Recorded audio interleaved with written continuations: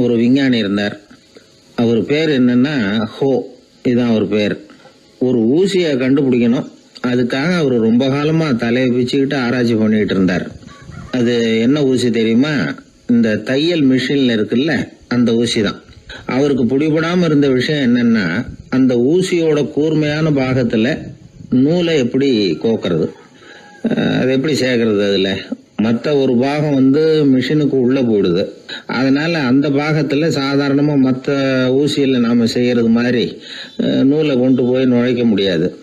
அப்படியே நுழைச்சாலும் தைக்கிறது எப்படி, அது முடியாத காரியம். இதுதான் அவருக்கு இருந்த பிரச்சனை. ரொம்ப நாள் யோசனை பண்ணி பார்த்தார். தையல் மிஷின் ஊசியோட வடிவ அமைப்பு அவருக்கு புலப்படல. ராத்திரி பகலா அதே ஞாபகமா இருந்தார். ஒரு நாள் அவர் தூங்கிட்டு இருக்கிறார். அப்போ ஒரு கனவு வந்தது. எப்படின்னா, அந்த கனவுல அவரை ஒரு மலைஜாதி மக்கள் புடிச்சிட்டு போயிடுறாங்க. கொண்டுட்டு போய் ஒரு இடத்துல கட்டி போட்டுடுறாங்க. அந்த மலைஜாதி மக்களோட அரசன் ஒருத்தன் அவன் வர்றான். அவரை பார்த்து ஒரு உத்தரவு போடுறான். என்ன உத்தரவு தெரியுமா? பொழுது சாயறதுக்குள்ள நீ தையல் மிஷின் ஊசியை கண்டுபிடிக்கணும். அப்படி கண்டுபிடிக்கலன்னா உன் தலையை வெட்டி விடுவோம். இதுதான் அந்த அரசன் போட்ட கட்டளை. இவருக்கு என்ன பண்றதுன்னு ஒண்ணுமே புரியல. திருன்னு முழிக்கிறார். இந்த நேரத்துல அந்த மலைஜாதியினர் அவரை சுத்தி சுத்தி பயங்கரமா முழிச்சுக்கிட்டு டான்ஸ் ஆடுறாங்க. தன்னை சுத்தி சுத்தி ஆடிக்கிட்டு வர்றவங்கள ரொம்ப பயத்தோட அவர் பாக்குறார். நேரம் ஆவ ஆவ தன்னோட இறுதி நேரம் நெருங்கிறத உணர்றார். ரொம்ப நெருக்கடியான நிலைமை. தன்னை சுத்தி ஆடுறவங்கள கவனிக்கிறார். அவங்க கைகள்ல ஈட்டி மாதிரி ஏதோ ஒரு ஆயுதம் வச்சிருக்கிறாங்க. அந்த ஆயுதத்தை இவர் கண்ணுக்கு நேரா கொண்டுகிட்டு வராங்க. அதை அவர் பாக்குறார். அந்த ஆயுதத்தின் கூரான முனையை இவர் கூர்ந்து கவனிக்கிறார். அந்த கூரான முனையில ஒரு சின்ன துவாரம் தெரியுது. உடனே அவருக்கு பளிச்சுன்னு ஒரு ஐடியா உதயமாகுது. இதைத்தானே இவ்வளவு காலமும் நான் தேடிக்கிட்டு இருந்தேன். கூரான முனையில ஒரு சின்ன துவாரத்தை போட்டுட்டா அது மூலமா நூலை செலுத்தி மறுமுனைய மிஷின்ல வச்சுடலாமே. தையல் மிஷின் ஊசி ரெடி அப்படின்னு நினைச்சார். திடீர்னு தூக்கம் கலைஞ்சது. உடனே தன்னுடைய தலைமாட்டில் இருந்த குறிப்பு ஏடுல இதை குறிச்சு வச்சுக்கிட்டார். அதுக்கப்புறமா அந்த ஊசியையும் அவர் செஞ்சு முடிச்சார். இது எப்படின்னு நீங்க நினைக்கலாம், ஆனா இது சாத்தியம்தான். முழிச்சுக்கிட்டு இருக்கிறப்போ நமக்கு ஏற்படுற சில பிரச்சனைகளுக்கு கனவுல விட கிடைக்கிறது உண்டு. அப்படி பல பேருக்கு ஆயிருக்கு. உங்களையும் பல பேருக்கு இது மாதிரி அனுபவம் ஏற்பட்டிருக்கலாம். எந்த ஒரு செயலை பத்தி நினைக்கிறப்பவும் அந்த செயல் நம்ம நினைவுல ஒரு நல்ல வடிவம் பெறுது. ஒரு செயல் திட்டத்தை எந்த அளவுக்கு நாம நல்ல யோசனை செஞ்சு திட்டம் போடுறோமோ அந்த அளவுக்கு அதை சுலபமா செஞ்சு முடிக்க முடியும். அந்த விஞ்ஞானி நினைச்ச காரியம் அவர் எண்ணம் பூராவும் ஆக்கிரமிச்சது. அதனால அவர் நினைச்சது கனவுல உருவாகி அதுக்கு செயல் வடிவம் கிடைச்சிட்டுது. மனிதனோட உள் மனசுக்கு அவ்வளவு ஆற்றல் உண்டு அப்படின்னு சொல்றாங்க. தூக்கத்தை ஆக்கபூர்வமா உபயோகப்படுத்துறது எப்படி அப்படிங்கறத பத்தி எல்லாம் இப்ப நிறைய ஆராய்ச்சி பண்றாங்களாம். பயிற்சி எல்லாம் வேற கொடுக்குறாங்களாம். அதனால தூக்கத்தை பத்தி லேசா நினைச்சுடாதீங்க. நமக்கு வேண்டியப்பட்ட ஒருத்தர், அவருக்கு தூக்கத்துல நடக்கிற வியாதி, அதுக்காக மருந்து சாப்பிட்டுக்கிட்டு இருந்தார். ஒரு நாள் அவரை பார்த்து கேட்டோம், ஏங்க உங்க தூக்கத்துல நடக்கிற வியாதிக்கு மருந்து சாப்பிட்டீங்களே, ஏதாவது முன்னேற்றம், ஏதாவது இம்ப்ரூவ்மெண்ட் தெரியுதா அப்படின்னு கேட்டோம். தெரியுதுன்னார். எப்படின்னோ அதுக்கு அவர் சொல்றாரு, முன்னாடி எல்லாம் தூக்கத்துல ஒரு 10 அடி தூரம் நடப்பேன், இப்போலாம் ஒரு 40 அடி வரைக்கும் நடக்கிறேன் அப்படின்னு. ஒருத்தர் இருந்தான், வாழ்க்கையில மகிழ்ச்சியா இருக்கணும்னு ஆசைப்பட்டான். அதுக்கு என்ன வழின்னு 4 பேருகிட்ட யோசனை கேட்டான். பணம் இருந்தா மகிழ்ச்சி தானா வரும், அதனால பணம் சம்பாதிக்கிற வழியை பாரு, அதுக்கப்புறம் நீ தேடிட்டு இருக்கிற மகிழ்ச்சி உன்னை தேடிட்டு வந்து சேரும்னாங்க. அப்படின்னா மகிழ்ச்சி இருக்கிற இடம் பணம் தான் அப்படின்னு அவன் முடிவு பண்ணிக்கிட்டான். அதை சேர்க்க ஆரம்பிச்சான். கொஞ்ச நாள்ல பெரிய ஆளாயிட்டான். செல்வம் நிறைய சேர்ந்து போச்சு. இப்போ அவனுக்கு மகிழ்ச்சி கிடைக்கல. மறுபடியும் நண்பர்கள் கிட்ட யோசனை கேட்டான். பணம் சேர்த்தா மட்டும் இன்பம் வந்துடாது, அதை செலவு பண்ணு, பணம் மூலமா இன்பத்தை தேடு, கிடைக்கும் அப்படின்னு யோசனை சொன்னாங்க. உடனே அந்த பணத்தை எடுத்துக்கிட்டு ஊர் பூரா சுத்தினான். வெளிநாடுகள்லாம் போனான், சுத்தி பார்த்தான். அப்புறம் அவனுக்கு விருப்பமானதையெல்லாம் வாங்கி சாப்பிட்டு பார்த்தான். மது, போதை பழக்கம், இப்படி எதுலயும் ஈடுபட்டு பார்த்தான். கல்யாணம் பண்ணிக்கிட்டான், குடும்பம் நடத்தினான். எப்படி இருந்தாலும் அவன் எதிர்பார்க்கிற மகிழ்ச்சி அவனுக்கு கிடைக்கல. அதனால மகிழ்ச்சிங்கிறது எங்க இருக்குங்கிற ரகசியத்தை அவனால கண்டுபிடிக்கவே முடியல. கடைசியா ஒரு பெரியவர்கிட்ட யோசனை கேட்டான். அவர் சொன்னார், இல்லறத்திலேயும் உனக்கு மகிழ்ச்சி கிடைக்கலன்னா உனக்கு துறவரத்துலதான் அது கிடைக்கும்னு நினைக்கிறேன். சரி, அதையும் தான் முயற்சி பண்ணி பாப்போமே அப்படின்னு அவன் முடிவு பண்ணிக்கிட்டான். துறவரம்னா சும்மாவா? எல்லாத்துக்கும் அவன் துணிஞ்சுட்டான். வீட்டுல இருந்த நகை, பணம், பவுனு, வைரம், வைடூரியம் எல்லாத்தையும் ஒரு மூட்டையா கட்டி எடுத்துக்கிட்டான். ஒரு யோகியை தேடிட்டு போனான். அவர் காலடியில கொண்டுட்டு போய் வச்சான். அவர் நிமிர்ந்து பார்த்தார். என்ன இதெல்லாம்னார். இதெல்லாம் இனிமே எனக்கு தேவையில்லைன்னா. சரி, அப்படின்னா உனக்கு என்னதான் தேவைன்னார். எனக்கு மகிழ்ச்சி தேவை, மன அமைதி தேவைன்னா. அந்த யோகி தன்னுடைய காலடியில் இருந்த மூட்டையை பிரிச்சு பார்த்தார். உள்ள தங்கம், வைரம், நகை, பணம் எல்லாம் இருக்கு. அவ்வளவுதான். அவசரமா அதை சுருட்டி எடுத்துக்கிட்டார். தலையில வச்சுட்டு ஒரே ஓட்டமா ஓட ஆரம்பிச்சுட்டார். இவனுக்கு அதிர்ச்சியா போட்டுது. அடடா, இந்த ஆளு போலி ஆசாமி போல இருக்க, ஏமாந்துட்டோமே அப்படின்னு நினைச்சான். வருத்தப்பட்டான். அந்த துக்கம் ஆத்திரமா மாறிச்சு. உடனே அந்த யோகியை துரத்த ஆரம்பிச்சான். அவரு ஒரே ஓட்டமா ஓடுறார். சந்து பூந்தெல்லாம் நுழைஞ்சு ஓடுறார். இவனும் விடாம துரத்துறான். கடைசியா அந்த யோகி மூச்சு இறக்க ஒரு இடத்துல வந்து நின்னார். அது எந்த இடம்னா ஒரு புறப்பட்ட இடம். எங்க இருந்து ஓட ஆரம்பிச்சாரோ அங்கே வந்து நின்னார். துரத்திட்டு வந்தவனும் ஓடி வந்து நின்னான். இப்ப அந்த யோகி சொன்னார், என்னப்பா பயந்துட்டியா? இந்தா உன்னோட செல்வம், நீயே வச்சுக்கோ அப்படின்னு சொல்லி மூட்டையை திருப்பி கொடுத்தார். கைவிட்டு போன தங்கமும் வைரமும் பணமும் திரும்ப கிடைச்சிட்டுதுங்கிறதுல அவனுக்கு ஏகப்பட்ட மகிழ்ச்சி. இப்போ மறுபடியும் அந்த யோகி சொல்றார், நீ வர்றதுக்கு முன்னாடி கூட இந்த தங்கமும் வைரமும் உங்ககிட்டதான் இருந்தது. ஆனா அப்போ உனக்கு மகிழ்ச்சி இல்ல. இப்போ உங்ககிட்ட இருக்கிறதும் அதே தங்கமும் வைரமும் தான். ஆனா இப்போ உன் மனசுல மகிழ்ச்சி இருக்கு. இதுல இருந்து என்ன தெரியுது? மகிழ்ச்சிங்கிறது வெளியில இல்ல, உள்ள இருக்கு. அது நம்ம மனசுல இருக்கு. இதை நல்லா புரிஞ்சுக்கணும். தங்கத்தையும் வைரத்தையும் மூட்டை கட்டி தலையில வச்சுக்கிட்டு அலைஞ்சானே, அவன் மாதிரிதான் நம்மள பல பேருக்கும் மகிழ்ச்சி எங்க இருக்குங்கிற உண்மை புரியறது இல்ல. அதனாலதான் பல சமயங்கள்ல நாம மகிழ்ச்சிக்காக அடுத்தவங்களை சார்ந்து இருக்கிறோம். நமக்கு வேண்டியப்பட்ட ஒருத்தன் பணம், நகை எல்லாத்தையும் ஒரு மூட்டையா கட்டி எடுத்துக்கிட்டு ஒருத்தர் காலடியில வச்சான். இது எனக்கு தேவையில்லைன்னா. உனக்கு என்னதான் தேவைன்னார் அவர். எனக்கு மன அமைதி தேவைன்னா. உனக்கு மன அமைதி தேவைப்படுகிற அளவுக்கு இப்ப என்ன ஆயிட்டுதுன்னார் அவர். வேற ஒண்ணும் இல்ல, இந்த பணத்தையும் நகையையும் நான் யாரு வீட்டுல எடுத்தனோ அந்த வீட்டுக்காரங்க இப்ப என் பின்னாடி துரத்திட்டு வந்துட்டு இருக்கிறாங்க, அவ்வளவுதான் அப்படின்னு நானா. மகிழ்ச்சியை தேடுகிறவர்கள் இந்த உலகத்துல அதிகம். அது எங்க இருக்குன்னு புரிந்து கொண்டவர்கள் ரொம்ப குறைவு. எது உண்மையான மகிழ்ச்சி அப்படிங்கறத புரிஞ்சுக்கிட்டு அதுக்கு தகுந்த மாதிரி நம்முடைய வாழ்க்கையை அமைச்சுக்கணும். ஒரு குழந்தை அம்மா கிட்ட போச்சு, அம்மா என்ன தூக்கிக்க. உடனே அந்த அம்மா அந்த குழந்தைய தூக்கி இடுப்புல வச்சுக்கிறாங்க. எந்த பக்கம் வச்சுக்கிறாங்க? இடது பக்கம். பொதுவா குழந்தைய தூக்குறவங்க யாரும் வலது பக்கம் இடுப்புல வச்சுக்கிறது இல்ல. விவரம் தெரியாத சில ஆம்பளைகளை அப்படி தூக்கி வச்சுக்கிட்டு அலையிறது உண்டு. ரொம்ப காலமாவே குழந்தைகளை இடுப்புல இடது பக்கமா வச்சிருக்கிற பழக்கம் தான் இருந்து வந்திருக்குது. இதுக்கு ஆய்வாளர்கள் என்ன காரணம் சொல்றாங்க தெரியுமா? அப்படி இருந்தாதான் குழந்தை சொல்றத, குழந்தை நினைக்கிறத தாயினால நல்லா உணர முடியுதாம். இடது பகுதி ஆட்சி பண்றது, குறிப்பா காதின் தலைமையாக இருக்கிறது வலது பக்கம் தான். அதனால தாய் குழந்தைக்கு பதில் சொல்லவோ, அது என்ன கேக்குதுங்கிறத சீக்கிரமா புரிஞ்சுக்கிட்டு நடந்துக்கவோ அதுதான் சௌரியம் அப்படின்னு ஆய்வாளர்கள் இதுக்கு காரணம் சொல்றாங்க. இதனால என்ன ஆகுதான்? தாய்க்கும் குழந்தைக்கும் நெருக்கம் அதிகமாகுதான், குழந்தைக்கும் பாதுகாப்பு அதிகமா. அது மட்டும் இல்ல, ஒரு தாய் தன்னுடைய குழந்தைய இடுப்புல சுமக்கிறதுனால அவள் நினைக்கிறத, அவளோட இதய துடிப்ப குழந்தை உணர்தான். 9 மாதத்துக்கு அதிகமா இருந்த இடம் இல்லையா, அதனால அவளை பத்தி நல்லா அறிந்து கொள்ளுகிற வாய்ப்பும் குழந்தைக்கு கிடைக்குது.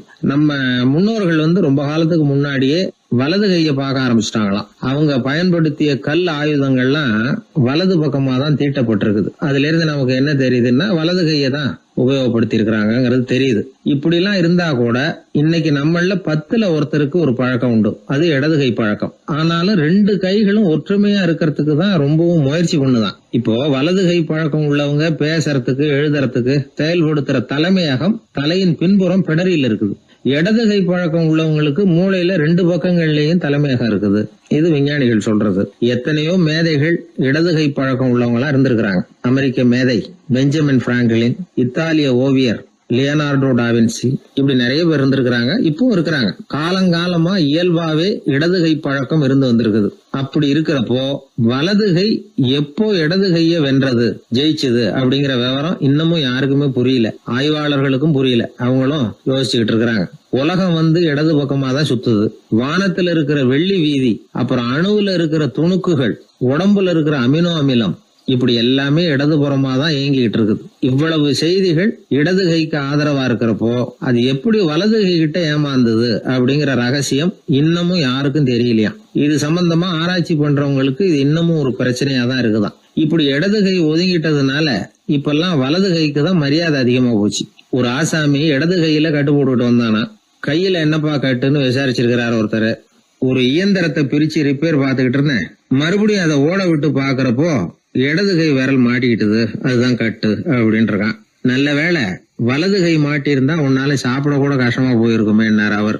இதுக்கு அவன் சொன்னானா, முதல்ல வலது கை தாங்க மாட்டிக்க இருந்தது, நான் தான் உடனே புத்திசாலித்தனமா அதை இழுத்துக்கிட்டு இடது கையை கொடுத்தேன் அப்படின்ட்டு இருக்கான். இவன் எப்பேற்பட்ட புத்திசாலி பாருங்க.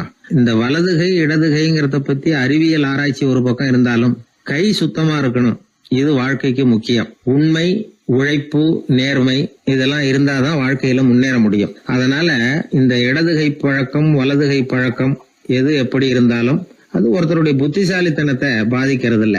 அதனால வாழ்க்கையில முன்னேறதுக்கு இது ஒரு இடைஞ்சலா இருக்கிறது இல்ல. நாம நம்ம உடம்பையும் புரிஞ்சுக்குவோம், மனசையும் புரிஞ்சுக்குவோம். அப்படி புரிந்து கொண்டு வாழ்க்கையில முன்னேறுவோம். நாம யாரு, நம்ம தகுதி என்ன அப்படிங்கிற நினைப்பு எப்பவும் நமக்கு இருக்கணும். தகுதிக்கு மீறிய நினைப்பு தான் பல சமயங்களில் நம்மளை சிக்கலில் கொண்டு போய் விட்டுடுது. ஒரு பூனை இருந்து தான் அது தன்னை ஒரு பூனைன்னு தானே நினைக்கணும். அப்படி நினைக்கல, தன்னை ஒரு புலின்னு நினச்சிக்கிட்டு இருந்தது. தன்னை பற்றின தகுதிக்கு மீறிய நினைப்போடு அந்த பூனை அப்படியே நடந்து போய்கிட்டு இருந்ததுதான். அப்போது வழியில் ஒரு பெரிய யானை அது அமைதியாக நின்றுக்கிட்டு இருந்தது. இந்த யானை ரொம்ப பொறுமையாக நின்றுக்கிட்டு இருக்கிறது இந்த பூனைக்கு ஒரு மாதிரியாக தெரிஞ்சிருக்கு. ஏன்னா பொறுமையாக ஒருத்தர் இருந்தால் அவங்கக்கிட்ட போய் ஏதாவது வாலாட்டி பார்க்கலாம்னு ஒரு ஆசை வருதில்ல. அது மாதிரி பொறுமையாக நின்றுக்கிட்டு இருக்கிறது பூனைக்கு அதுக்கிட்ட போய் கொஞ்சம் வாலாட்டி பார்க்கலாமே அப்படின்னு ஒரு ஆசை. உலக இயல்பு தானே அது. இந்த பூனை ரொம்ப நல்ல புள்ள மாதிரி அந்த யானை இருக்கிற பக்கமாக போகுது. அந்த யானையை சுற்றி சுற்றி வருது, உத்து பார்க்குது, வாய் துருதுருக்குது, வம்பு வளர்க்க ஆரம்பிக்குது. அந்த யானைகிட்ட போய் என்ன கேட்குது தெரியுமா? எல்லாருக்கும் ஒரு பக்கம்தான் வால் இருக்கும், ஆனால் உனக்கு என்ன இப்படி 2 பக்கமும் வால் இருக்கிறது மாதிரி இருக்கே அப்படிங்குது. இது வேண்டாத வேலை தானே. இருந்தாலும் அந்த யானை பொறுமையாக பதில் சொல்லுது. அப்படி இல்லை, பின்னாடி இருக்கிறது தான் வால், முன்னாடி இருக்கிறது தும்பிக்கை அப்படிங்குது. அதோடு விட்டுற வேண்டியது தானே. விடலை இந்த பூனை. அது சரி, தும்பிக்கை ஏன் அப்படி உருண்டையாக பெரிய தூணு மாதிரி இருக்குது, அது என்னத்துக்கு அப்படிங்குது. இதுக்கும் அந்த யானை பொறுமையாக பதில் சொல்லுது. ஓ, அதை கேட்குறியா? ஊற்றில் தண்ணி இருக்கும்ல, அதை உறிஞ்சி குடிக்கிறதுக்காக அப்படி இருக்குது அது அப்படின்னுது. சரி, எல்லாருக்கும் பல்லு வாய்க்குள்ளே தானே இருக்கும், உனக்கு என்ன வெளியிலே இருக்குது, அதுவும் இல்லாமல் இவ்வளவு பெருசாக இவ்வளவு நீளமாக இருக்குது அப்படின்னு கேட்குது பூனை. இவ்வளவு கேள்விக்கும் பொறுமையாக பதில் சொல்லிக்கிட்டே வருது அந்த யானை. பல்லு ஏன் வெளியில் நீட்டிகிட்டு இருக்குன்னு கேட்குதுல்ல, அதுக்கு அது என்ன பதில் சொல்லுதுன்னா, அதுவா ஒரு புலி என்கிட்ட வாலாட்டுதுன்னு வச்சுக்கா, அந்த சமயத்தில் அதை தாக்கிறதுக்காக இது இப்படி இருக்குது அப்படின்னு சொல்லிச்சான். இதை கேட்டதும் பூனை உழுந்து உழுந்து சிரிக்க ஆரம்பிச்சுட்டு தான் அலட்சியமாக. ஏன் சிரிக்கிறேன்னு கேட்டிருக்கு. என்னமோ பாயறது மாதிரி பேசுகிறிய, மலை எங்கேயாவது பாயறது உண்டா? நீ கருப்பாக பெருசாக இருக்கிற மலை மாதிரி இருக்கிற, உன்னால் எப்படி பாய முடியும், அது முடியாத காரியம் அப்படின்னு சொல்லிவிட்டு மறுபடியும் சிரிக்குது அந்த பூனை. என் உடம்பை பார்த்துட்டு தானே மலைன்னு சொல்கிற, நான் பாய வேண்டிய அவசியம் இல்லை, என்னுடைய எதிரியை பாய வச்சுருவேன் அப்படின்ட்டுருக்கு. எப்படி பாய வைப்பேன்னு கேட்டதான் பூனை. இந்த ஒன்றை பாய வைக்கிறேன் பார் அப்படின்னு சொல்லி அந்த பூனையை அப்படியே தும்பிக்கையால் லேசாக தூக்கி வேகமாக விட்டெறிஞ்சுதான். எங்கேயோ போய் தூரத்தில் பொத்துன்னு விழுந்தது அந்த பூனை. அப்பாடான்னு இடுப்பை பிடிச்சிக்கிட்டே எழுந்திரிச்சு நின்று பார்க்குது. தூரத்தில் அந்த யானை இன்னமும் பொறுமையாக ஆனால் கம்பீரமாக நின்றுக்கிட்டு இருக்குது. இப்போ தான் அந்த பூனைக்கு ஞானோதயம் பிறக்குதான். யானை பாய வேண்டிய அவசியம் இல்லை, அதுக்கு நீளமாக தும்பிக்கை இருக்குது அப்படிங்கிறத அது புரிஞ்சுக்கிட்டு தான். வலியாரிடம் வாயாடக்கூடாது அப்படிங்கிற பாடத்தை இந்த பூனை கற்றுக்கிட்டது. இந்த காட்சி பாவேந்தர் பாரதிதாசன் கைவண்ணத்தில் ஒரு கவிதையாக உருவெடுத்து வருது. பாவேந்தர் எழுதின கவிதை என்ன தெரியுமா? 2 பக்கமும் வாலா என்றது பூனை, எதிரிலே தும்பிக்கை என்றது யானை, உருண்ட துதிக்க ஏனோ என்றது பூனை, ஊற்று நீரை உறிஞ்ச என்றது யானை, திரண்டு நீண்ட பல் ஏன் என்றது பூனை, சீரும் புலியை தாக்க என்றது யானை, இருண்ட மலை பாயாதென்றது பூனை, எடுத்தெறிந்தது பூனையை போய் யானை. இந்த கவிதையில் ஒரு பாடமும் இருக்குது, படமும் இருக்குது. அதாவது இதை படிக்கவும் முடியுது, பார்க்கவும் முடியுது. வலியார்கிட்ட வாயாடக்கூடாதுங்கிற சின்ன பிள்ளைங்க மட்டும் இல்லை, பெரியவங்களுக்கும் தேவையான கருத்தை இதிலேருந்து நாம் புரிஞ்சிக்க முடியுது. ஒருத்தன் அப்படி தான் ஆத்தங்கரையில் பொறுமையாக உட்காந்துக்கிட்டு இருந்த இன்னொருத்தனை போய் தலையில் கூட்டினான். அவன் பார்த்தான், உடனே 1 ரூபாய் எடுத்து இவன் கையில் கொடுத்தான். இவனுக்கு ஒன்றும் புரியல. அவன் சொன்னான், இந்த ஊரில் இப்படி ஒரு வழக்கம், யாரை கூட்டினாலும் ஒரு கூட்டுக்கு ₹1 வீதமாக கொடுத்துட்றது பழக்கம் அப்படின்னு பொறுமையாக சொல்லியிருக்கிறான். இவனுக்கு ரொம்ப ஆசை உண்டாயிட்டுது. உடனே ஊருக்குள்ளே ஓடினான். கொஞ்ச நேரம் கழித்து திரும்பி ஓடி வந்தான். அந்த முதல் ஆசாமியை மறுபடியும் பார்த்தான். உங்கள் பேச்சை கேட்டுவிட்டு ஊருக்குள்ளே போய் ஒரு பெரிய ஆசாமியை பார்த்து அவன் தலையில் 10 குட்டு கூட்டினேன். ஆனால் அவன் உடனே என்கிட்ட இருந்ததை எடுத்து என் கையிலேயே கொடுத்துட்டான் அப்படின்னா. என்னத்தை பணத்தையான்னு கேட்டிருக்கிறான். இல்லை பல்லு அப்படின்னு சொல்லி கையில் காட்டினானான். எல்லாமே நாற்காலிக்கு ஆசைப்படாதவர்கள் அப்படின்னு சொல்லிட முடியாது. ஏன்னா நிறைய பேர் நாற்காலிக்கு ஆசைப்படுறவங்கள நாம் பார்க்குறோம்.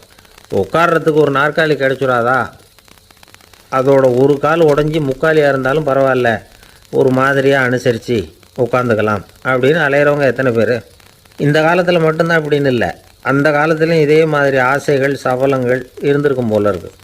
பரமசிவன் வசிஷ்டருக்கு ஒரு விசேஷமான ஆசனத்தை கொடுத்துருந்தாராம். சரி, அப்படி என்ன அதில் விசேஷம்னா, வசிஷ்டர் ஒரு குறிப்பிட்ட இடத்துக்கு போகணும்னு நினச்சி புறப்படுறாருன்னு வச்சுக்கோங்க. அவருக்கு முன்னாடியே இந்த ஆசனம் புறப்பட்டுரும். போய் ஒரு வசதியான இடமா பார்த்து இருந்துக்கும். வசிஷ்டர் போவார். அங்கே போனதும் எங்கே உட்காரலாம்ங்கிற இட பிரச்சனையெல்லாம் அவருக்கு ஏற்படுறதில்ல. அதுதான் இவருடைய இருக்கை அங்கே முன்னாடியே போய் காத்துக்கிட்டு இருக்குதே. நேராக போவார், அதில் உட்காந்துக்குவார். மற்ற முனிவர்கள்லாம் இதை பார்த்தாங்க. அவங்களுக்கு பொறாமையாக இருந்துதான். எல்லோரும் ஒரு இடத்துல கூடி இதை பற்றி பேசியிருக்கிறாங்க. என்ன இது, நாமளும் அவரை மாதிரி தானே இருக்கிறோம், இருந்தாலும் நமக்கும் அது மாதிரி ஒரு ஆசனம் கிடைக்கலையே அப்படின்னு யோசனை பண்ணியிருக்காங்க. சரி, நேராக பரமசிவன்கிட்டே போவோம், இதை பற்றி கேட்போம் அப்படின்னு நினச்சிக்கிட்டு போனாங்களாம். பரமசிவனை பார்த்துருக்குறாங்க. ஐயா, நாங்களும் முனிவர்கள் தானே, வசிஷ்டர் பண்ணுறது மாதிரி நாங்களும் உங்களை குறித்து கடும் தவம் பண்ணிக்கிட்டு தானே இருக்கிறோம். அப்படி இருக்கும் பொழுது அவருக்கு மட்டும் ஏன் இந்த விசேஷ சலுகை அப்படின்னு கேட்டிருக்காங்க. அதுக்கு பரமசிவன் சொன்னாராம், முனிவர்களே, உங்கள் கேள்விக்கு நான் பதில் சொல்கிறேன், ஆனால் அதுக்கு முன்னாடி நீங்கள் ஒரு காரியம் பண்ணணும்னாராம். என்ன செய்யணும் சொல்லுங்கன்றிருக்காங்க. நீங்கள் ஒவ்வொருத்தரும் தனித்தனியாக போய் உங்களை விட உயர்ந்த ஒருத்தரை தேடி கண்டுபிடிச்சி அவருக்கு அதிதி பூஜை பண்ணி அவரை ஒரு மண்டலத்துக்குள்ளே என்கிட்ட அழைச்சிட்டு வந்துருங்க அப்படின்னாராம். சரின்னு எல்லாரும் புறப்பட்டுருக்காங்க. அவங்க போனதுக்கப்புறம் நந்தி தேவனை அழைச்சி வசிஷ்டரை கூப்பிட்டுக்கிட்டு வர சொன்னாராம். அவர் வந்தார், வணங்கினார். வசிஷ்டரே, இன்னையிலேருந்து ஒரு மண்டலத்துக்குள்ளே உங்களை விட தாழ்ந்தவர் ஒருத்தரை தேடி கண்டுபிடிச்சி அவருக்கு அதிதி பூஜை பண்ணி அவரை என்கிட்ட கூப்பிட்டுட்டு வாங்கன்னு விட்டார். சரின்னு இவரும் புறப்பட்டு போயிட்டார். கொஞ்ச நாள் ஆச்சு. முனிவர்கள்லாம் திரும்பி வந்தாங்க. பரமசிவன் முன்னாடி நின்னாங்க. ஐயா, எவ்வளவோ தேடி பார்த்துட்டோம், எங்களை விட உயர்ந்தவர்கள் யாருமே கிடைக்கல அப்படின்னாங்களாம். வசிஷ்டரும் சேர்ந்தார். ஐயா, எவ்வளவோ தேடி பார்த்தேன், என்னை விட தாழ்ந்தவர் யாருமே கிடைக்கல அப்படின்னாராம்.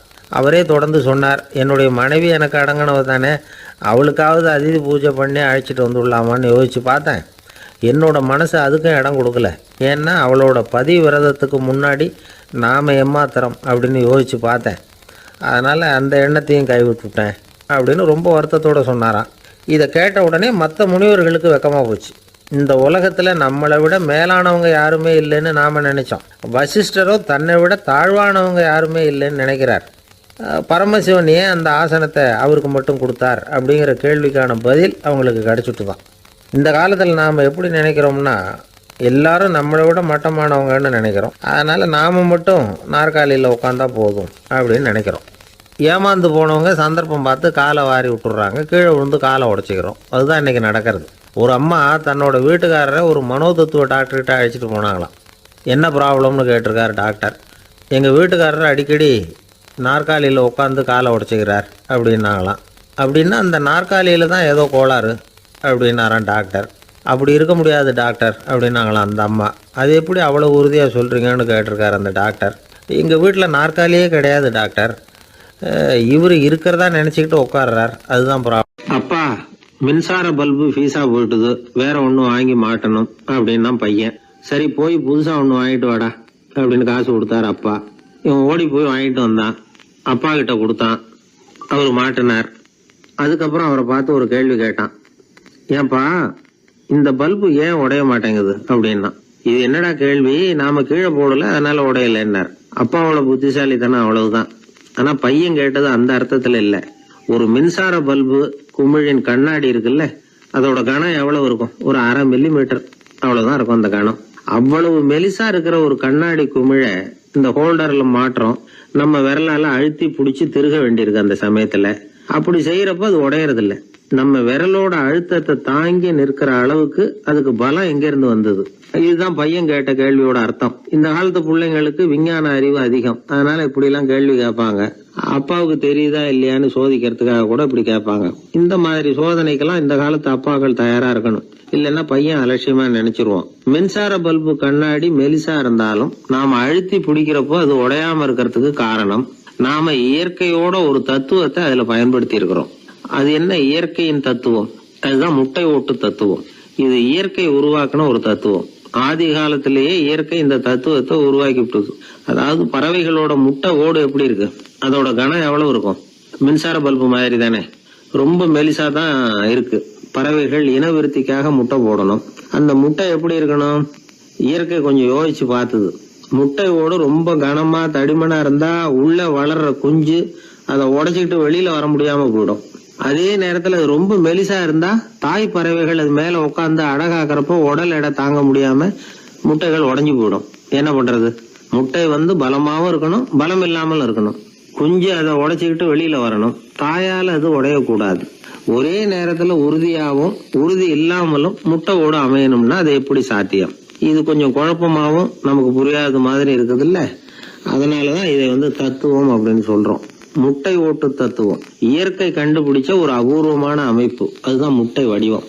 இது தாய் பறவை சுலபமா முட்டை போடுறதுக்கு ஏற்ற ஒரு வடிவம். முட்டை சதுர வடிவமா இருந்தா அதை போடுறதுக்கு எவ்வளவு கஷ்டம். அப்புறம் அது மேல செலுத்தப்படுகிற அழுத்தம் நாலா பக்கமும் பரவி விடுது. அதனால அந்த அழுத்தத்துக்கு பலம் குறைஞ்சிருது. குறிப்பிட்ட சிறு பரப்புல அளவுக்கு அதிகமா விசை செலுத்தப்படுறது இல்ல. அதனால முட்டையோட வடிவம் தான் அந்த உறுதிக்கு காரணம். இது எப்பேற்பட்ட தத்துவம். இதுதான் மின்சார பல்பு செய்யறப்போ நாம காப்பி அடிச்சிருக்கிறோம். பொதுவா வகுப்புல காப்பி அடிச்சாதான் முட்டை போடுறது வழக்கம். நாம முட்டையே காப்பி அடிச்சிருக்கிறோமே, இது எப்பேற்பட்ட காப்பி. ஒரு ஆசிரியர் வகுப்புல பசங்களை பார்த்து ஒரு கேள்வி கேட்டாராம். கோழி முட்டை இடுமா, முட்டை போடுமா அப்படின்னு கேட்டாராம். ஒரு பையன் எழுந்திரிச்சு பதில் சொல்லியிருக்கிறான். கோழி முட்டை இடும், முட்டை போடாது அப்படின்னு சொல்லியிருக்கான். இவன் ஏன் போடாதுன்னு கேட்டாராம் ஆசிரியர். போட்டா உடஞ்சிரும் சார் அப்படின்னு பையன். ஒரு திருடன் ஒரு வீட்டுல போய் திருடணும்னு திட்டம் போட்டான். இருட்டுனதும் போய் திருடணும். ஆனா ராத்திரி ஆனா வாசல் கதவை சாத்தி உள்பக்கம் தாழ்பால் போட்டுருவாங்களே, என்ன பண்றது, எப்படி வீட்டுக்குள்ள போறது? இவன் யோசனை பண்ண ஒரு முடிவுக்கு வந்தான். சரி, பகல் நேரத்திலேயே யாருக்கும் தெரியாம அந்த வீட்டுக்குள்ள நுழைஞ்சிருவோம். அங்க போய் எங்கேயாவது ஒளிஞ்சுக்குவோம். இருட்டுற வரைக்கும் பேசாம இருப்போம். ராத்திரி எல்லாரும் தூங்கினதுக்கு அப்புறம் நைஸா போய் பீரோவை திறந்து இருக்கிறது பூரா எடுத்துக்கிட்டு ஓடியாந்துடலாம் அப்படின்னு திட்டம் போட்டான். அதே மாதிரி ஒரு நாள் மத்தியானத்துக்கு மேல அந்த வீட்டுக்காரன் எங்கேயோ வெளியில புறப்பட்டு போனான். வீட்டுக்கார அம்மா அடுப்பங்கரையில என்னவோ சமைச்சுக்கிட்டு இருந்தாங்க. திருடன் பார்த்தான். இதுதான் சமயம்னு அந்த வீட்டுக்குள்ள மெதுவா நுழைஞ்சிட்டான். எங்க ஒளியலாம்னு பார்த்தா வலது பக்கம் ஒரு ரூம் இருந்தது. அங்க போனான். அங்க ஒரு படுக்கை அறை, அங்க ஒரு பெரிய கட்டில் இருந்தது. அதுக்கு அடியில போய் பதுங்கிட்டான். இருட்டுனது நம்ம வேலையை ஆரம்பிக்கலாம், அது வரைக்கும் பொறுமையா இருக்கணும் அப்படின்னு சொல்லி பேசாம வாயை மூடிட்டு கம்முன்னு இருக்கிறான். ரொம்ப நேரம் கழிச்சு வெளியில போயிருந்த வீட்டுக்காரன் திரும்பி வந்தான். சாப்பிட்டான். லைட்டை நிறுத்தி விட்டு படுத்துட்டான். அந்த அம்மாவும் வேலையெல்லாம் முடிச்சுட்டு படுத்துட்டாங்க. நடு ராத்திரி. விடி விளக்கு லேசா எரிஞ்சுக்கிட்டு இருக்கு. வீட்டுக்காரன் லேசா கண்ணை முழிச்சான். கட்லுக்கு நேரா எதிரில ஒரு கண்ணாடி. அதுல பாக்குறான், கட்லுக்கு கீழே ஒரு திருடன் ஒளிஞ்சு இருக்கிறது தெரிஞ்சு போச்சு. உடனே அவன் திருடன் திருடன்னு சத்தம் போடல, யோசனை பண்ணான். மேஜையில இருக்கிற கத்தி எடுத்து கையில வச்சுக்குவோமா அப்படின்னு யோசனை பண்ணான். இந்த சந்தர்ப்பத்துல கத்திய உபயோகப்படுத்துறத விட புத்திய உபயோகப்படுத்துறது தான் சாமர்த்தியம் அப்படின்னு நினைச்சான். உடனே அது பிரகாரம் செயல்பட ஆரம்பிச்சிட்டான். என்ன பண்ணான் தெரியுமா? எதையும் வெளியில காட்டிக்காம ரொம்ப சர்வசாதாரணமா தன்னுடைய மனைவி கிட்ட பேச ஆரம்பிச்சான். மனைவியும் புத்திசாலி, அதனால அவங்களுக்கு தெரியும். அவங்களும் வீட்டுக்காரர் கேட்ட கேள்விக்கு பொருத்தமா பதில் சொல்ல ஆரம்பிச்சாங்க. இவன் கேட்டான், இத பாரு, நமக்கு குழந்தை பிறந்தா அதுக்கு கிருஷ்ணமூர்த்தின்னு தான் பேர் வைக்கணும் அப்படின்னா. அதெல்லாம் முடியாது. ஆம்பளை பிள்ளையா இருந்தா ஏகாம்பரம், பொம்பளை பிள்ளையா இருந்தா பங்கஜவல்லி, இதுதான் அவங்க மாமனார் மாமியார் பேர், அதான் வைக்கணும் அப்படின்னாங்க அந்த அம்மா. அதெல்லாம் முடியாது, நான் முடிவு பண்ணிவிட்டேன் கிருஷ்ணமூர்த்தின்னு கத்தனா அவன். இல்ல ஏகாம்பரம் பங்கஜவல்லின்றது இந்த அம்மா. வாதம் முத்தி போச்சு. கிருஷ்ணமூர்த்தி கிருஷ்ணமூர்த்தி கிருஷ்ணமூர்த்தின்னா அவன். ஏகாம்பரம் பங்கஜவல்லி ஏகாம்பரம் பங்கஜவல்லின்னு இவங்க கத்துறாங்க. ஒரே சத்தமா போச்சு. இத கேட்டதும் பக்கத்து வீட்டுல இருந்தவங்க, எழுத்த வீட்டுல இருந்தவங்க எல்லாம் எழுந்திரிச்சு ஓடி இவங்க வீட்டு கதவை தட்ட ஆரம்பிச்சுட்டாங்க. தட தடன்னு இவன் சாவகாசமா எழுந்திருச்சு போய் கதவை திறந்தான். என்னங்க இந்த ராத்திரி வேலையில எங்களையெல்லாம் ஏன் கூப்பிட்டீங்க, யாருக்கு என்னாச்சு அப்படின்னு கேட்டாங்க. கேட்டது யாருன்னா பக்கத்து வீட்டு கிருஷ்ணமூர்த்தி, எதிர்த்த வீட்டு ஏகாம்பரம், பங்கஜவல்லி எல்லாரும். அடடே உங்களை கூப்பிடலீங்க, குழந்தைக்கு பேர் வைக்கிறது சம்பந்தமா எங்களுக்குள்ள சண்டை வந்துட்டுது, அதுதான் விஷயம். வேணும்னா இதை கட்டிலுக்கு அடியில ஒளிஞ்சிட்டு இருக்கிறானே ஒருத்தன், அவனை கூட கேட்டு பாருங்க, அவன் தான் இதுக்கு சாட்சி அப்படிங்கிறான் அந்த ஆள். உடனே எல்லாரும் விஷயத்த புரிஞ்சுக்கிட்டு திருடனை பிடிச்சி போலீஸ்ல ஒப்படைச்சிட்டாங்களாம். நெருக்கடியான நேரங்கள்ல பதறாம புத்திசாலித்தனமா செயல்படணுங்கிறத தெரிஞ்சுக்கிறதுக்காக இந்த கதை. புத்திசாலித்தனமா செயல்படுற ஒரு குடும்ப தலைவி இருக்காங்க. அவங்க என்ன செய்வாங்க தெரியுமா, எல்லாரும் ராத்திரியானா வீட்டை உள்பக்கமா பூட்டி விட்டு தானே படுப்பாங்க. ஆனா அந்த அம்மா என்ன பண்ணுவாங்கன்னா வீட்டை வெளிப்பக்கமா ஒரு பூட்டு போட்டு பூட்டி விடுவாங்க. எழுத்த வீட்டுக்காரங்க கிட்ட சொல்லி தினமும் இப்படி பூட்டி விட சொல்றது பழக்கம். ஏங்க அப்படி செய்யறீங்க, திருடன் சுலபமா உள்ளே வந்துடக்கூடாதுங்கிறதுக்காகவா அப்படின்னு கேட்டாங்க. இல்லைங்க, சுலபமா வெளியில போயிடக்கூடாதுங்கிறதுக்காக அப்படின்னாங்க. என்னங்க சொல்றீங்க அப்படின்னு கேட்டாங்க. ஆமாங்க, இவருக்கு அந்த பழக்கம் உண்டு அப்படின்னு தன்னுடைய வீட்டுக்காரரை காட்டினாங்க. பக்கத்து வீடுகள் பத்திரமா இருக்கணுங்கிறதுக்காக தன்னுடைய வீட்டை பூட்டி வைக்கிறது ஒரு பெரிய விஷயம் தானே. மகாபாரத யுத்தம் முடிஞ்சது. தர்மர் சக்கரவர்த்தி ஆனார். பீஷ்மர் யுத்த பூமியில அம்பு படுக்கையில படுத்து கிடக்கிறார், உயிரை விட போறார். சூரியன் வட திசை அடையிற உத்தராயண புண்ணிய காலத்தை எதிர்பார்த்து காத்துக்கிட்டு இருக்கிறார். அந்த சமயத்துல தர்மர் கண்ணங்கிட்ட அனுமதி வாங்கிட்டு பீஷ்மரை பாக்கிறதுக்காக குருக்ஷேத்திரத்துக்கு வர்றார். தம்பிமார்கள், திரௌபதி எல்லாரும் கூட வர்றாங்க. பீஷ்மரை பார்த்து எல்லாரும் வணங்குறாங்க. யுதிஷ்டர் பீஷ்மர்கிட்ட வர்ணம், ஆசிரமம், மக்கள் கடமை, அரசருடைய கடமை, இது மாதிரி விஷயங்களை பத்தி நிறைய கேள்விகள்லாம் கேட்கிறார். அவரும் ஒவ்வொன்னா கேட்டுக்கிட்டு இருக்கிறாரு. பீஷ்மரும் அதுக்கு தகுந்த பதில் சொல்லிட்டு இருக்கிறார். இப்படி பீஷ்மர் யுதிஷ்டருக்கு தர்மோபதேசம் செஞ்சுக்கிட்டு இருக்கிறப்போ திரௌபதிக்கு சிரிப்பு வந்துட்டுதான். கழுக்குன்னு அந்த அம்மா சிரிச்சுட்டாங்க. அந்த சத்தத்தை கேட்ட பீஷ்மர் தர்மோபதேசத்தை பாதியில நிறுத்தினார். திரௌபதியை பார்த்தார். மகளே ஏம்மா சிரிச்சேன்னு கேட்டார். என்ன மன்னிச்சிருங்க பிதாமகரே, ஏதோ தெரியாம சிரிச்சுட்டேன்னாங்க அவங்க. குழந்தாய், உன்ன மாதிரியே உள்ள உத்தம பெண்கள் காரணம் இல்லாம பலர் முன்னிலையில இப்படி சிரிக்க மாட்டாங்க, வெக்கப்படாம விஷயத்தை சொல்லுன்னாரு அவர். திரௌபதிக்கு கண் கலங்க ஆரம்பிச்சு. சுவாமி, நீங்க இப்போ இவ்வளவு தர்மோபதேசம் பண்ணிட்டு இருக்கிறீங்க, இத பாக்குறப்ப எனக்கு திடீர்னு ஒரு சந்தேகம் வந்துட்டுது. அதாவது இன்னைக்கு தர்மத்துக்கு இவ்வளவு சிறந்த விளக்கத்தை கொடுக்கிற இதே பிதாமகர் அன்னைக்கு கௌரவர் சபையில துச்சாதனன் என்ன மானபங்கப்படுத்த முயற்சி பண்ணினப்போ வாய் மூடி மௌனமா பாத்துக்கிட்டு சும்மா தானே இருந்தார். அந்த சமயத்துல இவ்வளவு ஞானத்தையும் எங்கே விட்டு வச்சிருந்தார்? ஒருவேளை அதுக்கப்புறம் தான் இந்த தர்ம விஷயங்களை எல்லாம் கத்துக்கிட்டாரா அப்படின்னு யோசிச்சுக்கிட்டு இருக்கிறேன். அப்படி யோசிச்சப்பதான் அந்த சிரிப்பு வந்துட்டுது, என்ன மன்னிச்சிருங்க அப்படின்னாங்களாம். பிதாமகர் இதுக்கு அமைதியா பதில் சொல்ல ஆரம்பிச்சார். குழந்தாய், உன்னோட கேள்வி நியாயமானதுதான். இதுல உன்னை நான் மன்னிக்கிறதுக்கு என்னமா இருக்கு? துரியோதனன் சபையில நான் இருந்தப்போ எனக்கு அந்த அறிவு இருக்கதான் செய்தது. ஆனா துஷ்டனான துரியோதனன் உணவை நான் அப்ப சாப்பிட்டுக்கிட்டு இருந்தேன், அவன் போட்ட சாப்பாட்டை சாப்பிட்டுக்கிட்டு இருந்தேன். அது காரணமா என்னுடைய அறிவு மழுங்கி போச்சு. நல்லது கெட்டதை பத்தி ஆலோசிக்க முடியாம போயிட்டுது. தீயவர்கள் போடுற சாப்பாட்டை சாப்பிட்டா சாப்பிடுறவனுடைய மனமும் உடம்பும் கெட்டு போடும் அப்படின்னு சாஸ்திரம்லாம் சொல்லுது. ஆனா இப்போ போர்ல அர்ஜுனன் என் மேல எய்த அம்புகளால என் உடம்புல இருந்த ரத்தம் எல்லாம் வெளியேறி போச்சு. கெட்ட உணவை சாப்பிட்டதுனால உண்டான ரத்தம் பூராவும் இப்போ உடம்பு விட்டு வெளில போயிட்டுது. அதனால என் புத்தியும் தெளிஞ்சுட்டுது. அதனாலதான் இப்போ இந்த அளவுக்கு தர்மத்தின் தத்துவங்களை சரியா எடுத்து சொல்ல முடிஞ்சது அப்படின்னு பீஷ்மர். இதுல இருந்து நாம தெரிஞ்சுக்க வேண்டியது என்னன்னா, யாரு சாப்பிட கூப்பிட்டாலும் உடனே முண்டி அடிச்சுக்கிட்டு கிளம்பி போய் முதல் பந்தியில உட்காந்துடக்கூடாது. சாப்பிடுற கூப்பிடுறவங்க எப்படிப்பட்டவங்க, நல்லவங்களா கெட்டவங்களா அப்படின்னு எல்லாம் யோசிச்சு பாக்கணுமா. கெட்ட எண்ணத்தோட போடப்படுகிற சாப்பாடு புத்தியை மழுங்கடிச்சிரும் அப்படிங்கறது ஒரு பெரிய காலத்துல பெரியவங்க சொல்ற ஒரு உண்மை. எத்தனையோ பேர் பெரிய உத்தியோகத்துல இருக்கிறவங்கள விருந்துக்கு கூப்பிட்டு சாப்பிட்டு முடிச்ச கையோட முக்கியமான பேப்பர்ல எல்லாம் கையெழுத்து வாங்கிட்டு விட்டுருவாங்களே. கூப்பிடுறவங்க மனசை புரிஞ்சுக்கிட்டு அதுக்கப்புறம் போறதா வேண்டாமா அப்படிங்கறத முடிவு பண்ணணும். சாப்பாட்டுல அவ்வளவு விஷயம் இருக்குது. பீஷ்மருக்கே அந்த நிலைமைன்னா நாமெல்லாம் ஏமாத்திரம். சில சந்தர்ப்பங்கள்ல சாப்பாடு புத்தியில ஒரு தெளிவு உண்டாக்குறதும் உண்டு. ஒரு ஊருக்கு ஒரு பெரிய மகான் வந்தார். அவரு சாப்பிடுறதே இல்லை, எப்போவாவது கொஞ்சம் தண்ணி பால், அவ்வளவுதான். ருசியெல்லாம் கடந்தவர். அவர்கிட்ட எல்லாரும் போய் ஆசீர்வாதம் வாங்கினாங்க.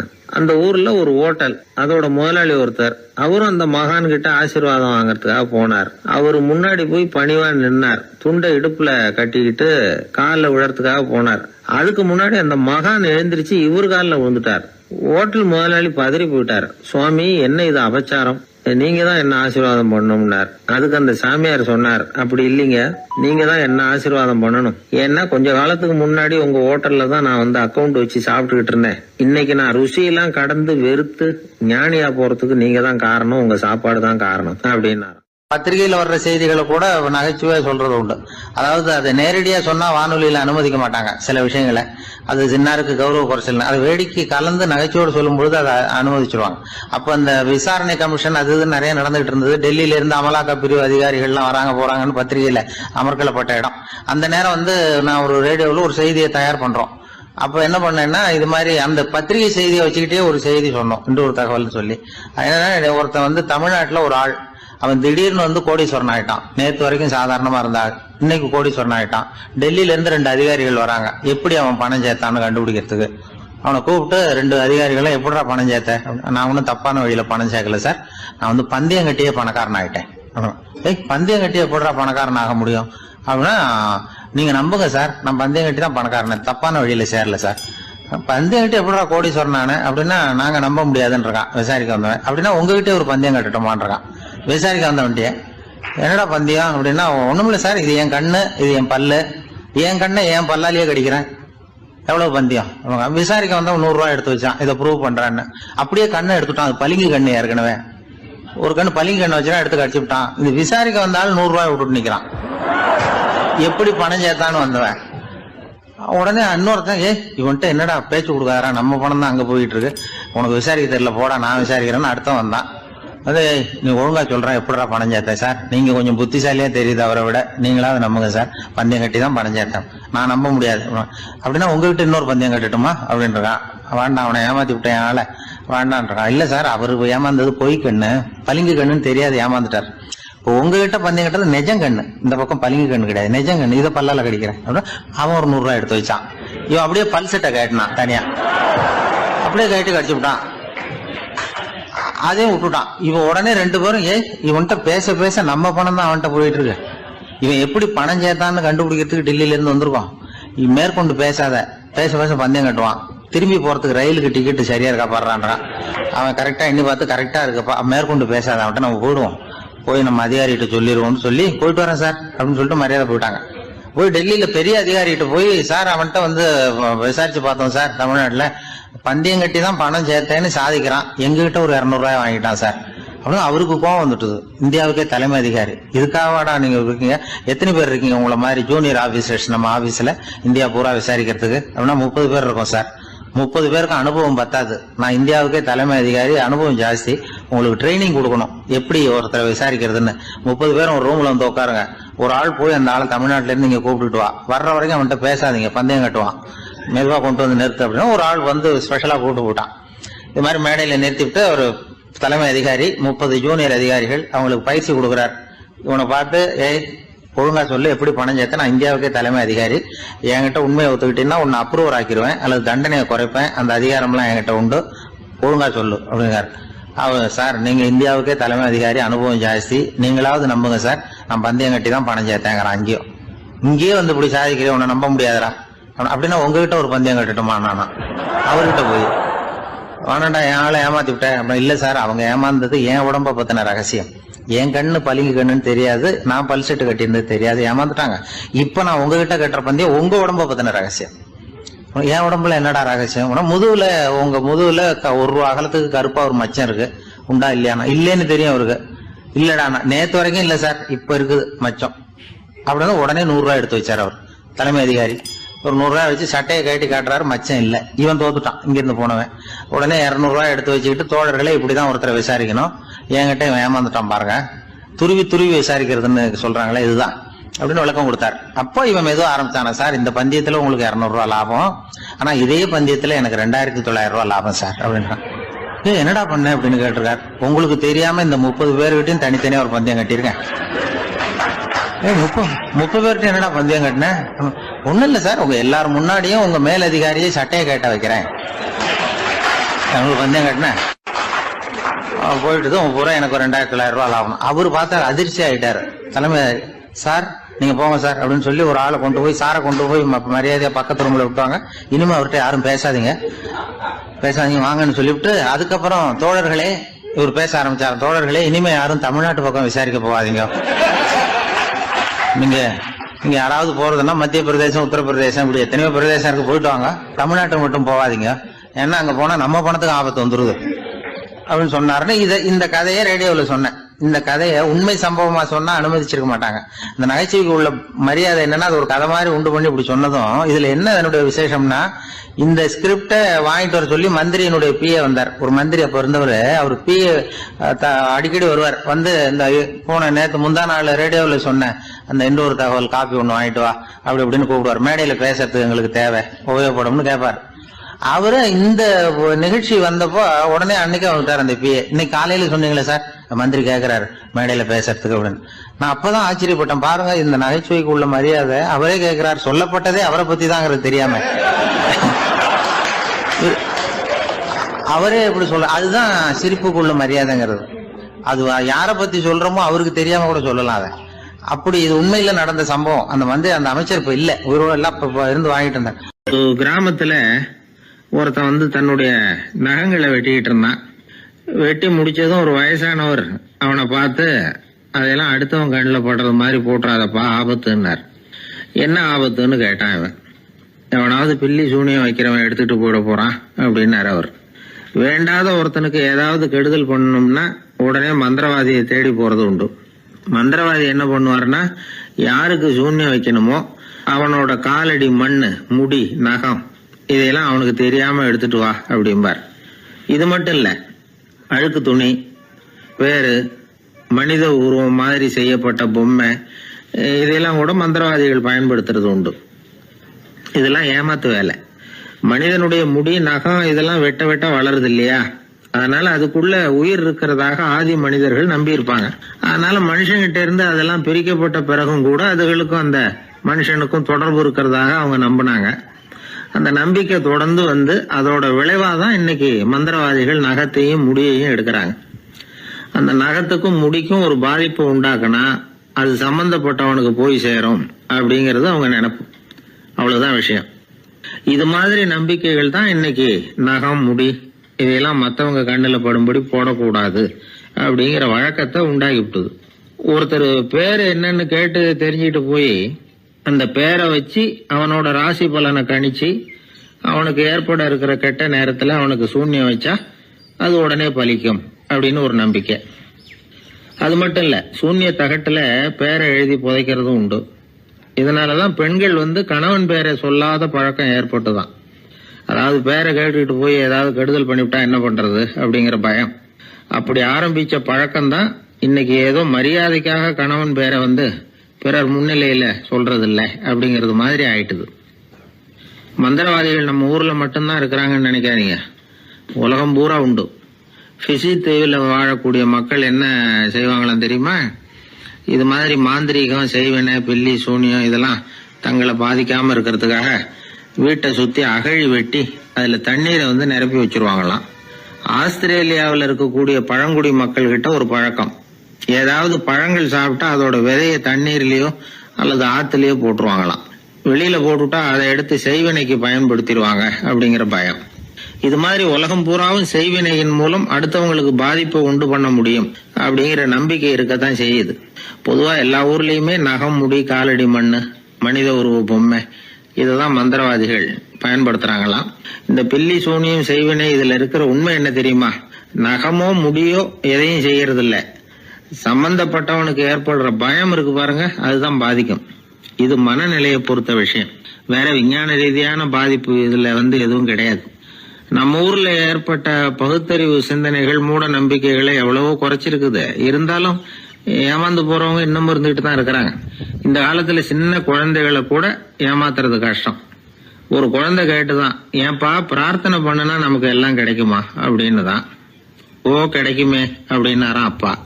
நீ வச்சிருக்கிறிய பேனா அது கூட கிடைக்குமா அப்படின்னு கேட்டுதான் குழந்தை. ஓ கிடைக்கும் அப்படின்னாராம். அப்படின்னா நீ வச்சிருக்கிற பேனாவை என்கிட்ட கொடுத்துரு, அதுக்கப்புறம் நீ பிரார்த்தனை பண்ணி வேற ஒரு பேனாவை வாங்கிக்கோ அப்படின்னு தான் அந்த சின்ன குழந்தை. ஒரு ராஜா இருந்தார். அவர் ஒரு பெரிய கோயில் கட்டினார். பல ஊர்கள்ல இருந்து சிற்பிகள்லாம் கொண்டுகிட்டு வந்தார். அழகழகா சிற்பங்களை செய்ய சொன்னார். ஊர்ல உள்ள ஜனங்களும் கோயில் கட்டுறதுக்கு அவங்களால முடிஞ்ச உதவியை செஞ்சாங்க. ராத்திரி பகலா வேலை நடக்குது. கோயில் கொஞ்சம் கொஞ்சமா வசந்துகிட்டே வந்துட்டுது. அந்த ஊர்ல ஒரு வயசான அம்மா இருந்தாங்க, ரொம்ப ஏழை. அவங்களுக்கு மனசுக்குள்ள ஒரு உறுத்தல், இந்த ஊர்ல எல்லாரும் இந்த கோவில் கட்டுறதுக்கு அவங்களால முடிஞ்ச உதவியை பண்ணிட்டு இருக்கிறாங்க, நம்மளால ஒன்றும் பண்ண முடியலையே அப்படின்னு நினைச்சு கவலைப்பட்டாங்க. அவங்களுக்கு மனசு கேட்கல, ஏதாவது செய்யணும் நம்மளால முடிஞ்சது அப்படின்னு யோசனை பண்ணாங்க. நல்ல வெயில் நேரத்துல சிற்பிகள்லாம் ரொம்ப சிரமப்பட்டு சிலை வடிச்சுக்கிட்டு இருக்கிறாங்கல்ல, அவங்களுக்கு அந்த நேரம் தாகம் எடுக்குமே, அதனால சிரமப்பட்டு ஒரு குடத்துல தண்ணியை எடுத்துக்கிட்டு அதை இடுப்புல வச்சுக்கிட்டு மெதுவா கொண்டுகிட்டு அங்க போறது அப்படின்னு முடிவு பண்ணிட்டு அந்த அம்மா போச்சு. அங்க போய் வேலை செய்யறவங்களுக்கு தாகம் எடுக்கிற போலாம் ஒரு கோவலையில தண்ணியை எடுத்து கொடுத்துக்கிட்டு இருக்கிறது. இப்படியே பண்ண ஆரம்பிச்சுட்டு அந்த அம்மா. ஏதோ அந்த அம்மாவால முடிஞ்ச ஒரு சின்ன உதவி இது. இப்படி கொஞ்சம் கொஞ்சமா வேலை நடந்தது. கோபுரம் வசந்தது, எல்லா வேலையும் முடிஞ்சது.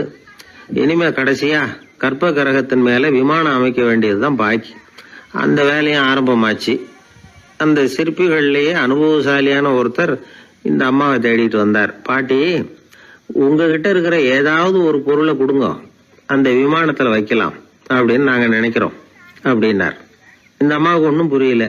ஏதாவது இருந்தாவில கொடுக்கலாம், எதுவும் இல்லையே, என்ன பண்றது யோசனை பண்ணாங்க. இத பாருப்பா, என்கிட்ட என்ன இருக்கு, இந்த வாசப்படியில கிடக்குது, இந்த கல்லு தான் இருக்குது, வேணும்னா இதை எடுத்துட்டு போங்க அப்படின்னாங்க.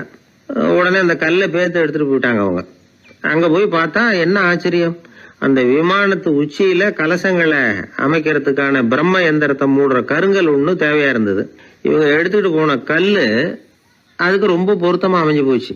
ஏதோ அதுக்காகவே அளவெடுத்து செஞ்சது மாதிரி அமைஞ்சுட்டுது. அந்த கல்லையே அங்க அப்படியே பதிச்சுட்டாங்க. ஒரு வழியா கோவிலை கட்டி முடிச்சாங்க. அடுத்தது கும்பாபிஷேகம். அதுவும் ரொம்ப சிறப்பா கோலாகலமா நடந்து முடிஞ்சது.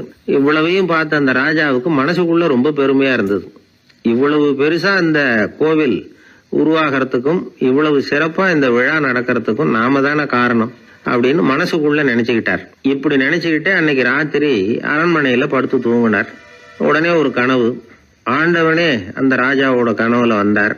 ராஜா ஆண்டவனை வணங்கினார். இறைவா, உங்களுக்காக நான் கட்டி இருக்கிற கோவில் எப்படி இருக்குது, நல்லா இருக்குதா அப்படின்னு கேட்டார் ராஜா.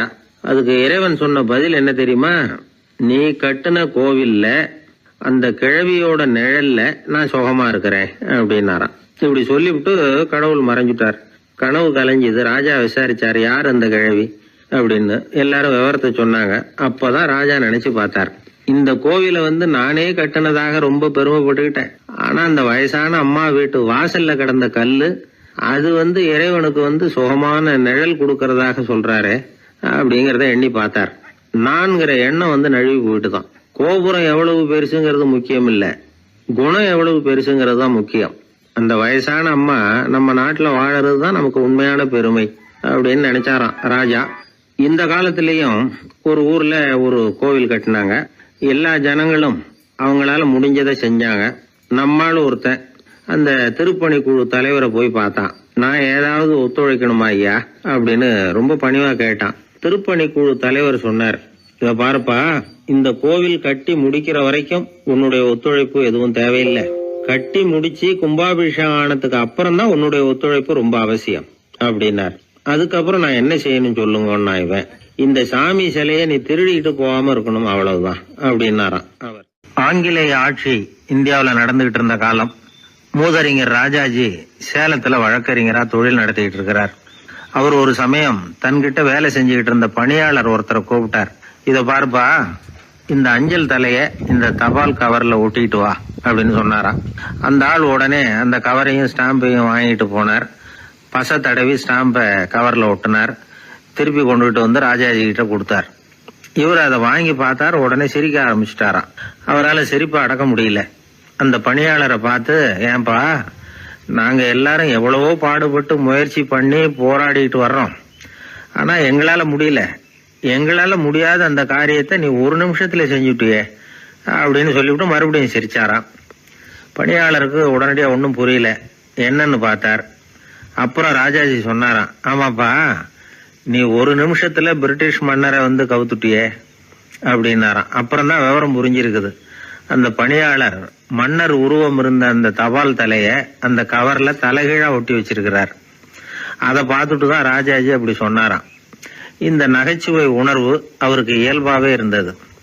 சேலத்துல வெங்கட சுப்பையர் அப்படின்னு சொல்லி ஒரு பிரபலமான வக்கீல், அவரும் ராஜாஜியும் ஒரு ஊர்ல பொதுக்கூட்டத்தை முடிச்சுக்கிட்டு திரும்பி ரயில்ல சென்னைக்கு வந்துகிட்டு இருக்கிறாங்க.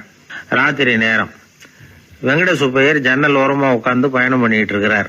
திடீர்னு ஒரு இடத்துல அவரோட கை கடிகாரம் நழுவி ஜன்னல் வழியா வெளியில வந்துட்டுதான்.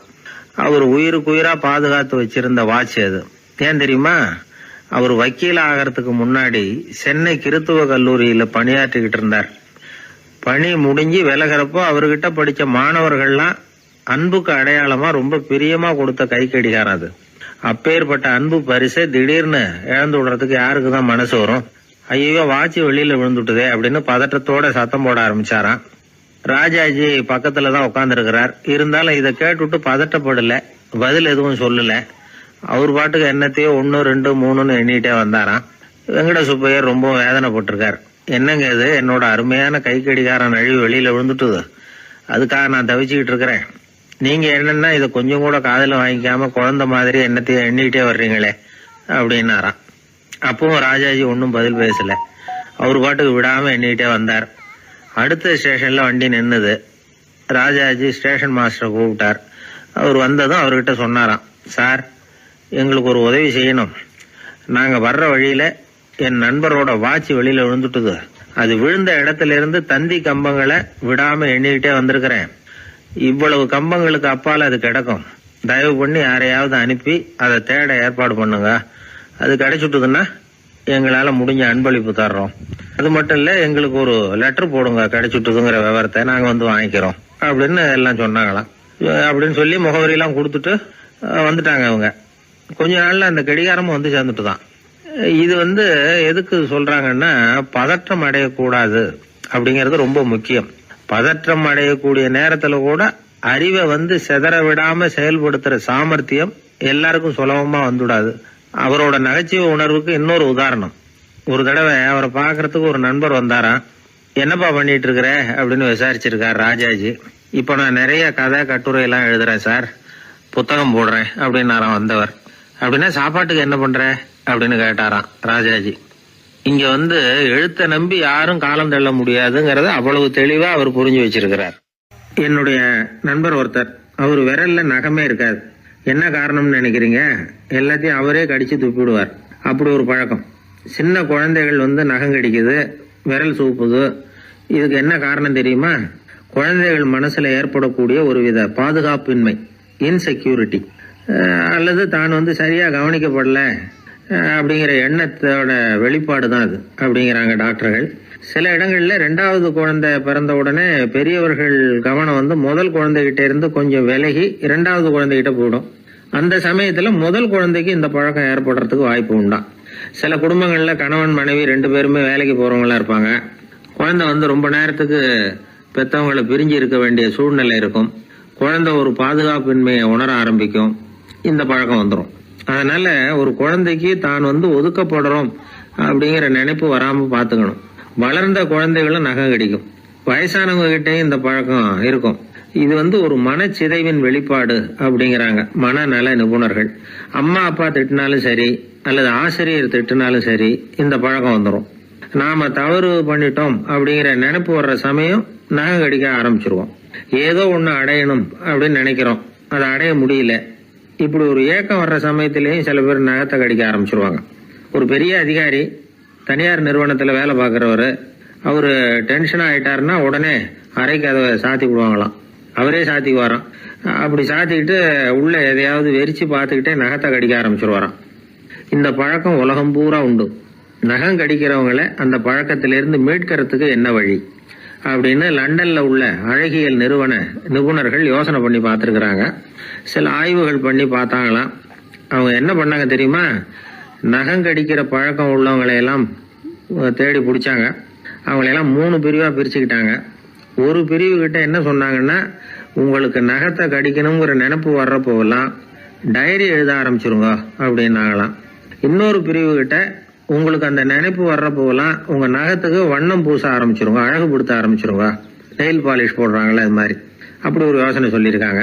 மூணாவது குழுவினர்கிட்ட உங்களுக்கு நகத்தை கடிக்கணுங்கிற எண்ணம் வர்றப்போலாம் விரல்களை வந்து இறுக்கமா மூடி வச்சுக்கிட்டு வேற விஷயங்கள்ல கவனம் செலுத்துங்க அப்படின்னு சொன்னாங்களாம். இப்படி 3 வித முயற்சி பண்ணி பார்த்ததுல கடைசியா அவங்க என்ன கண்டுபிடிச்சாங்க தெரியுமா? 3வது குழு செஞ்சதுல நல்ல பலன் கிடைச்சதாம். அதாவது நகம் தெரியாதபடிக்கு விரலை இறுக மூடிக்கிட்டு வச்சுக்கிட்டோம்னா அந்த பழக்கம் மாறுதான். அப்படி இருந்தவங்க கிட்ட இந்த நகம் கடிக்கிற பழக்கம் மெதுவா குறைஞ்சு போச்சான். அதனால நகம் கடிக்கிற பழக்கம் உள்ளவங்க இதை முயற்சி பண்ணி பார்க்கலாம். ஒரு ஆள் இருந்தார், அவருக்கு எப்ப பார்த்தாலும் நகத்தை கடிச்சுக்கிட்டே இருக்கணும், அப்படி ஒரு பழக்கம். அதனால அவர் விரல்ல எப்பவும் நகம் இருக்கிறது இல்ல, விரல் இருக்கிறதே பெரிய ஆச்சரியம். அவருக்கு திடீர்னு உடம்புல அரிப்பு, சொரிஞ்சிக்க முடியல, அரிப்பும் நிக்கல.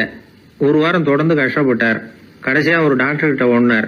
அவர் எல்லாத்தையும் விவரமா கேட்டுக்கிட்டு கடைசியா கொஞ்சம் மாத்திரை கொடுத்து வேலைக்கு ஒண்ணு சாப்பிடு அப்படின்னாராம். இந்த மாத்திரை எதுக்கு டாக்டர்? அரிப்பு நிக்கிறதுக்கா அப்படின்னாராம். இல்ல நகம் வளர்றதுக்காக அப்படின்னாராம் இந்த டாக்டர். ஒரு கோவில்ல ஆன்மீக சொற்பொழிவு நடந்துகிட்டு இருக்குது.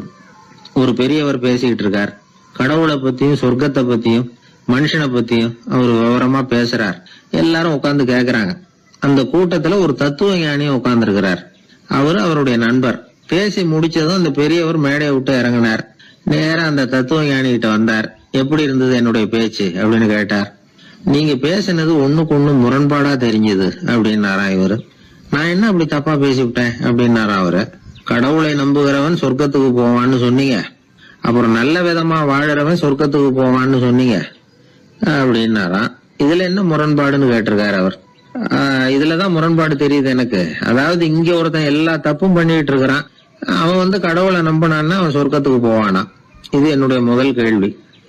இல்லைன்னா ஒருத்தன் வந்து எந்த தப்பும் பண்ணல, ரொம்ப ஒழுங்கா வாழ்ந்துகிட்டு இருக்கிறான், ஆனா அவன் கடவுளை நம்பல, அவன் என்ன நரகத்துக்கு தான் போவானா? கடவுள் நம்பிக்கை உள்ள ஒரு திருடன் என்ன ஆவான், எங்க போவான்? கடவுள் நம்பிக்கையே இல்லாத ஒரு நல்லவன் என்ன ஆவான், எங்க போவான்? ஒருத்தன் இங்க கடவுள் நம்பிக்கையோட வாழறது முக்கியமா அல்லது நல்லவனா வாழறது முக்கியமா? இதுதான் இவர் கேட்ட கேள்வி. இதை கேட்டதும் அந்த பெரியவர் வந்து குழம்பி போட்டார். அவர் சொன்னது நியாயம் தானே. கடவுளை நம்புறவன் தான் சொர்க்கத்துக்கு போவான்னா பேசாம கடவுளை நம்பிக்கிட்டு இந்த உலகத்துல எல்லா தப்பும் பண்ணிட்டு இருக்கலாமே. பேச்சாளர் குழப்பத்தோட வீட்டுக்கு போனார். படுத்து தூங்கினாரு. ஒரு கனவு வந்தது. கனவுல அவர் ஒரு ரயில்ல வேகமா போயிட்டு இருக்கிறார். எதிரில் உட்கார்ந்து இருக்கிறவரை பார்த்து நாம இப்ப எங்க போறோம்னு கேட்டார். சொர்க்கத்துக்கு போயிட்டு இருக்கிறோம் அப்படின்னாங்களாம். ரயில் போய் நின்னுது. இவர் இறங்கினார். இங்க கௌதம புத்தர் இருப்பார், சாக்ரட்டிஸ் இருப்பார், அவங்கள பாக்குறதுக்கு ஒரு நல்ல வாய்ப்பு அப்படின்னு நினைச்சுக்கிட்டே அங்கேயும் இங்கேயும் பார்த்தார். அங்க யாருமே இல்ல. ஒரே பாலைவனம் மாதிரி இருக்குது. பச்சை இல்ல, பசுமை இல்ல, பூக்கள் இல்ல, மரம்லாம் மொட்டையா நிக்குது. எலும்பும் தோலுமா சில முனிவர்கள் அங்கேயும் இங்கேயுமா உட்கார்ந்து இருக்கிறாங்க.